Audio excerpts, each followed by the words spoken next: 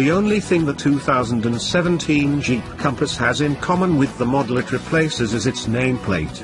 And, considering that the old Compass was never competitive in the hotly contested compact crossover segment, that's a very good thing.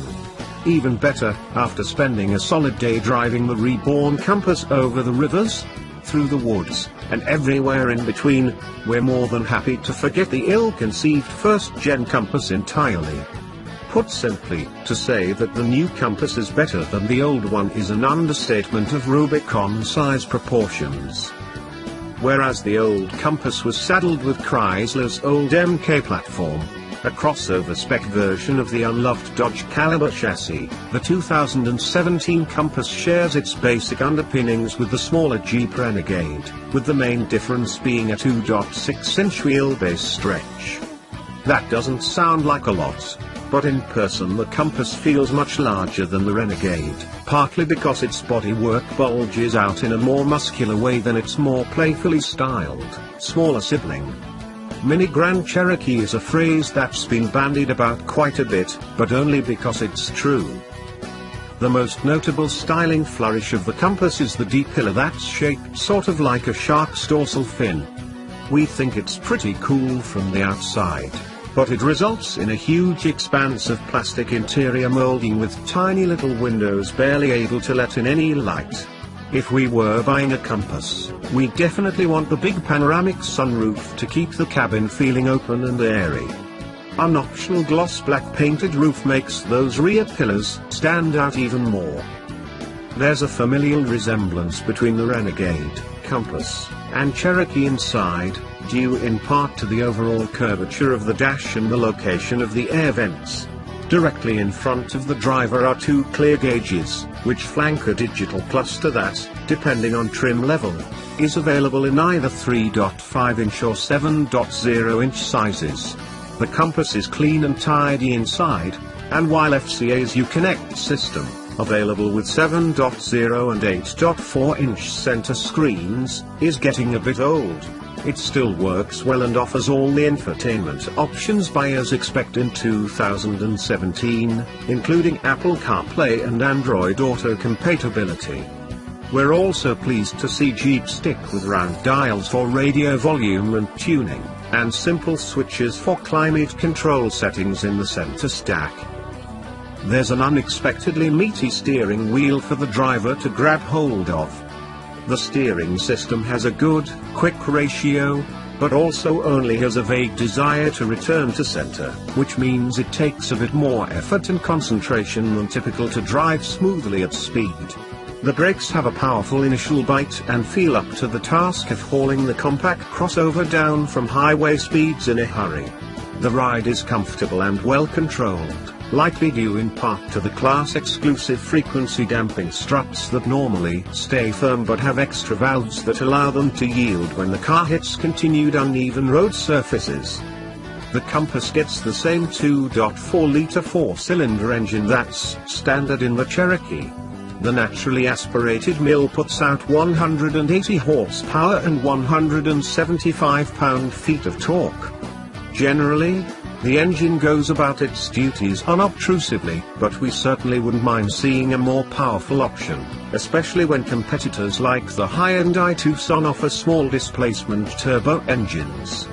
A 6-speed manual is standard on Sport and Latitude models with either 2- or 4-wheel drive. A 6-speed auto is optional on front-drive Compass models, but we weren't able to try that combination. The 9-speed automatic that 4x4 models get, and which is also shared with the Cherokee, works pretty well in the Compass. Whether it's revised software or the fact that it's a lighter vehicle than the Cherokee we don't know, but there's less hunting and unnecessary gear changing in the Compass than in its larger sibling. All 2017 Jeep Compass models return over 30 miles per gallon on the highway according to EPA estimates.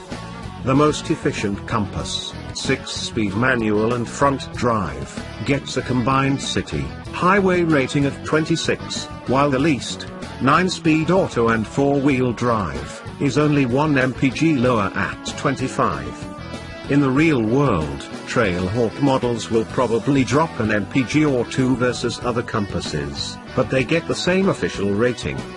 Four-wheel drive compasses with a 9-speed are rated to tow up to 2,000 pounds, which ought to cover dirt bikes, quads, snowmobiles, and jet skis. Jeep didn't have any base compass sport models for us to inspect, but we're told they have cloth and vinyl seating surfaces in either black or tan and come standard with a small 5.0-inch touchscreen display. Base price starts at $21,990 with a manual transmission, front-wheel drive, painted steel eyes, and 0 options. We spent the first half of the day in a mid-grade compass Latitude, which starts at $25,290 and will probably be the volume model.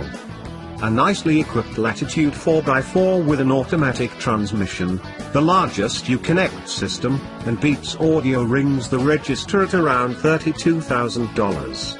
Limited models start at $29,990 and get four-wheel drive standard to go along with bells and whistles like heated leather seats, with power adjustments for the driver, dual-zone climate control, and 18-inch aluminium wheels. But real Jeep enthusiasts will be most interested in the Trailhawk.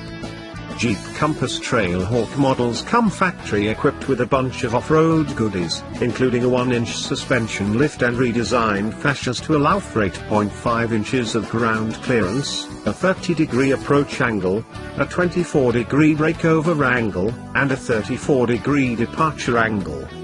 Low-range 20-to-1 gearing for the 4x4 transfer case and a rock mode for the select-terrain traction control system mean the Compass Trailhawk can go places lesser versions can't. Check out the series of shortcut videos below to see the Compass Trailhawk tackle some substantial off-road obstacles. The new Compass replaces not only the previous Compass but also the related Patriot. It never made much sense to have two similarly sized and similarly priced Utes in the same showroom, so this rationalization of the lineup is smart. Thing is, even with the new Compass, Jeep still has two SUVs of similar size in its lineup. Break out the tape measure and you'll find that pretty much every interior dimension of the 2017 Compass is within spitting distance of the larger Cherokee. Even more surprisingly, the 59.8 cubic feet of cargo room, rear seats folded, of the Compass is greater than the Cherokee's 54.9. It's strange, but true. If you're looking for differences between the Compass and Cherokee, you should start with the drivetrain. The Cherokee offers an optional 3.2-liter V6 with 271 ponies, but if you have to have a manual gearbox, the decision is easy because the Cherokee is automatic only. Moving past the spec sheet, while the new Cherokee has grown on us over time, we prefer the handsome looks of the 2017 Compass. The first-gen Compass was too soft, too cheap, and too ugly. None of those things are true of the 2017 Compass. It has a trail-rated variant with more off-road capability than anything else in its class. It looks like, and, more importantly, it finally feels like, a real Jeep. Please, join us in welcoming Jeep back to the compact SUV class that it invented way back in '84.